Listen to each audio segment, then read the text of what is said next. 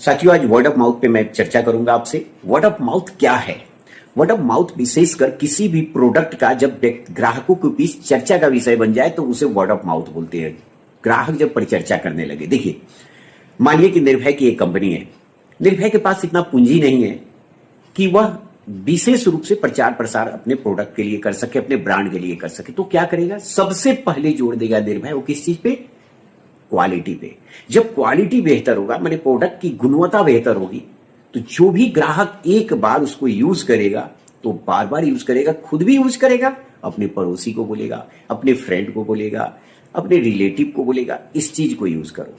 तो मतलब कि ग्राहक संतुष्टि जब होगा ना, तो आपको प्रचार प्रसार करने की जरूरत नहीं है। एक बार आपने, मानिए कि निर्भय की कंपनी है, निर्भय ने एक ब्लॉक, जिला के एक ब्लॉक में लॉन्च किया, एक बार वहां के 500 दुकान जो है शॉप में सब जगह सैंपलिंग करा दिया। जिसने भी उसको यूज किया वो बार बार वो निर्भय के प्रोडक्ट को मांगेगा। और जो क्या होगा फिर, वो मौखिक, वर्ड ऑफ माउथ, मौखिक परिचर्चा का विषय बन जाएगा। फिर ना ब्रांडिंग की जरूरत, न किसी चीज का जरूरत है। ये नहीं, मतलब कि प्रोडक्ट की गुणवत्ता से कोई आपको समझौता नहीं करना है। और दूसरा, प्रोडक्ट फीडबैक बहुत जरूरी है।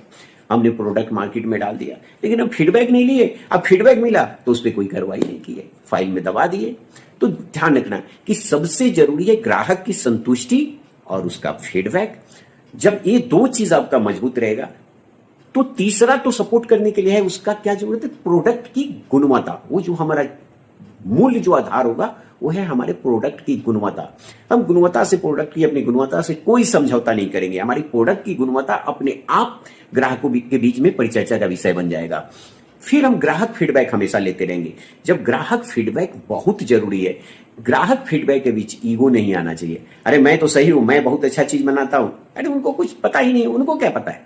ये शब्द कभी नहीं आना चाहिए। ग्राहक ही भगवान है।